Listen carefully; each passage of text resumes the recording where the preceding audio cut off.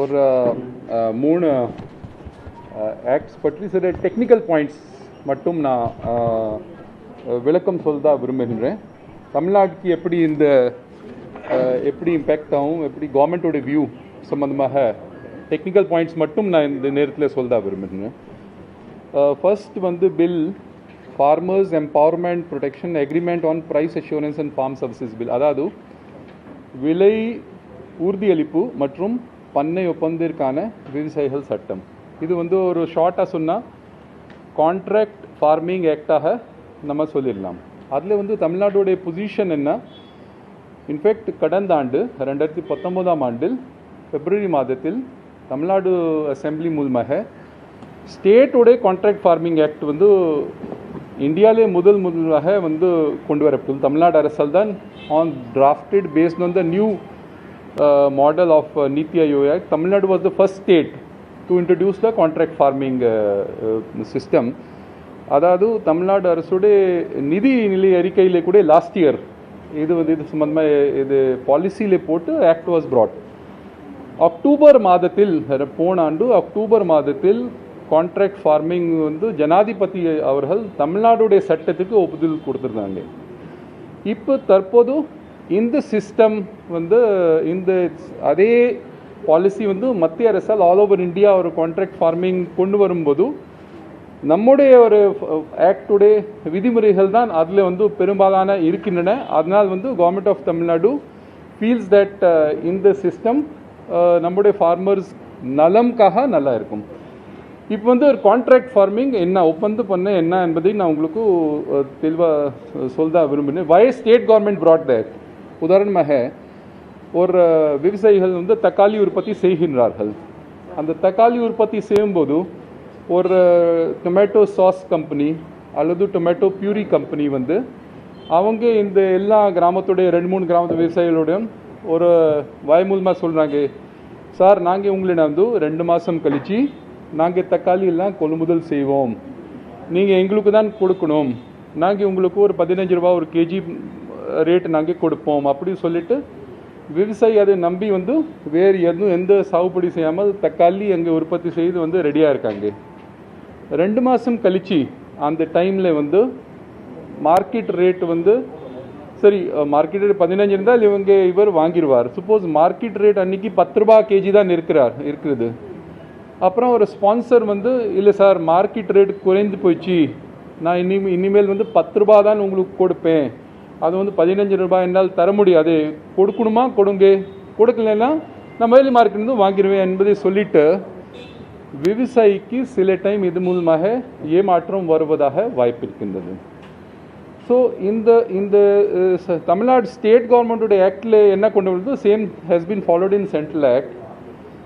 முன்னாலே நீங்கள் அது குவாலிட்டி குவான்டிட்டி ரேட் மூணுமே நீங்கள் முன்னாலே ஒரு ஃபிக்ஸ் பண்ணி ஒரு எக்ரிமெண்ட் சைன் பண்ணிடும். எக்ரிமெண்ட் என்பது ஒரு ஸ்டேட் கவர்மெண்ட் மூலமாக நிர்ணயிக்கக்கூடிய ஆஃபீஸர் முன்னிலையிலே ஒரு ஸ்டாம்ப் பேப்பரில் எல்லா விவசாயிகள் சேர்ந்து பண்ணலாம். அதில் கூட இன்னொரு வசதி ஏற்படுத்த நாங்கள் போடுறோம். இப்போ சென்ட்ரல் ஆக்டில் கூட இருக்குது. விவசாயி வந்து சிறு விவசாயி அவர் வந்து எப்படி ஒரு பெரிய பெரிய தொழிற்சாலையோடைய ஒப்பந்தம் போடுதா அவருக்கு என்ன எப்படி அவர் ஏமாற்றுவதாக வாய்ப்பு இருக்குது. அதனால் வந்து ஒரு என்ன கொண்டு வந்திருக்கோம், ஃபார்மர் சார்பாக ஃபார்மர் ப்ரொடியூசர் ஆர்கனைசேஷன் விவசாயிகள் உற்பத்தியாளர் குழு கூட அதை எக்ரிமெண்ட் ஃபார்ம் சைன் பண்ணலாம். அந்த எக்ரிமெண்ட்லே சார் 2 மாதம் கழித்து நீங்கள் தக்காளி கொடுக்கும்போது கேரண்டீட் ப்ரைஸ் 15 ரூபா கொடுத்து தான் நானும் அதை எக்ரிமெண்ட்டில் போடுதான் வாய்ப்பு இருக்குது. ரெண்டாவது அது என்ன சொல்லியிருக்காங்க, அன்னைக்கு தேதியிலே மார்க்கெட் ப்ரைஸ் இதை விட கம்மியாக இருந்தால் 15 கொடுத்து தான் நானும், ஆனால் மார்க்கெட் ப்ரைஸ் அன்னைக்கு வந்து 25 ரூபாய் இருக்கு 20 ரூபாய் இருக்கு, அதில் எக்ரிமெண்ட்டில் போடலாம். 15 ரூபாய் ஊர்தியாக இருக்கின்றது, ஆனால் அன்றைக்கு மார்க்கெட் ரேட் இதை விட கூடுதலாக இருந்தால் அதுவும் நீங்கள் கொடுத்து தான் நானும் எக்ரிமெண்ட்டில் போட்டால் அந்த ஸ்பான்சர் கண்டிப்பாக அது கொடுத்து தான் நானும் என்பது இந்த எக்ரிமெண்ட்டில் போடப்பட்டுள்ளது. எங்களுடைய ஒப்பீனியன் வந்து இந்த மாதிரி ஒரு நடைமுறை வந்து இன்ஃபார்மலான முறையில் வந்து தக்காளி சிக்ஸ் கோழி வந்து குஞ்சு கோழி வந்து ஃபார்மர்ஸ்க்கு கொடுத்துருவாங்க. ஹெச்ரி ஓனர்ஸ் நீங்கள் உங்கள் பண்ணையில் டெவலப் பண்ணிவிட்டு பெருசாக அனுப்பிட்டு கொடுங்க, அது பர் கேஜி ரேட் கொடுத்துருவோம். வாய்மூலமாக தான் இருக்குது. ரைட்டிங்கில் இருந்தால் ஒரு விவசாயிக்கு அதுக்கே ஒரு செக்யூரிட்டி இருக்கலாம் என்பது ஒரு போடப்பட்டுள்ளது. So the government feels that இது மூலமாக இருக்கு. இது வந்து அதை யாராவது ஃபாலோ அப் பண்ணலைன்னா அந்த sub collector sub divisional officer of the area sub collector ஆர்டிஓக்கு வந்து இது மூலமாக சிவில் கோர்ட்டோட அதிகாரம் கூட ஃபைன் போடுறதாக அது கட்டாயப்படுத்தி பண்ணதாக அது ஃபார்மரோட இன்ட்ரெஸ்ட் ப்ரொடெக்ட் பண்ணணும் என்பது ஒரு வசதி கொடுத்த நான் முடிச்சுக்கிறேன் அது பேர் நீங்கள் ஆ சிவில் கோர்ட் போறாங்க இல்ல ஹைகோர்ட் கூட போறாங்க. விவசாயிகள் வந்து பெருநிறுவனங்களை எதிர்த்து வந்து எப்படி போராட முடியும்? கான்ட்ராக்ட் ஃபார்மிங்ல வந்து அவங்க விளைவிக்க சொல்ற அடிப்படையில் வந்து பொருட்கள் இல்ல நாங்க வாங்க மறுத்துட்டோம் அப்படின்னா விவசாயிகள் அதை எங்க போய் விற்பாங்க? லாஸ்ட் இயர் வந்து குஜராத்ல வந்து இதே மாதிரி தான் உருளைக்கிழங்கு விளைவிக்க சொல்லி அதுல பிரச்சனை ஆச்சு. இது மாதிரி வந்து தமிழ்நாட்டிலையும் நடந்துச்சுன்னா இது போன்ற விஷயங்கள் வந்து விவசாயிகள் இதுல அது நல்ல பாயிண்ட் நீங்க சார் சொன்னீங்க. அதுல வந்து இன்னொரு பாயிண்ட் என்ன இருக்கு, ஆக்ட்ல வந்து ஒரு வாலண்டரி சிஸ்டம் இருக்கு. நமக்கு வேணுமான வேண்டாம் விட்டுருங்க, ஒப்பந்தம் போடவே வேண்டாம், இப்ப இருக்கக்கூடிய சிஸ்டம் படி பண்ணிட்டே இருங்க. ஆனால் யாருக்கு விருப்பம் இருந்தால் அவங்க தான் கான்ட்ராக்ட் ஃபார்மிங்ல பண்ணணும் என்பது this is only a voluntary scheme. அது நிறைய இடத்துல வந்து இது மூலமாக பாதுகாப்பாக இருந்தது. அதாவது ஒரு சார் சொன்னீங்க விவசாயி வந்து போயிட்டு சப் கலெக்டர்ல எப்படி போயிட்டு போராட வேண்டும் அப்படி கரெக்ட். ஆனால் சப்போஸ் வாலண்டரி சிஸ்டம் சப்போஸ் இது ஆக்டே இல்லைன்னா ஒப்பந்தமே போடலைன்னா கூட இவர் போயிட்டு யார்கிட்ட போயிட்டு முறையிட வேண்டும்? ஒரு வழி இல்லை. அட்லீஸ்ட் அக்ரிமெண்ட் போட்டால் இவருக்கு ஒரு there is a channel for him to represent and get justice. அதுக்காக தான் போடப்பட்டது. That is the reason state government மூலமாக இது வந்து கான்ட்ராக்ட் ஃபார்மிங் கொண்டு வரப்பட்டது.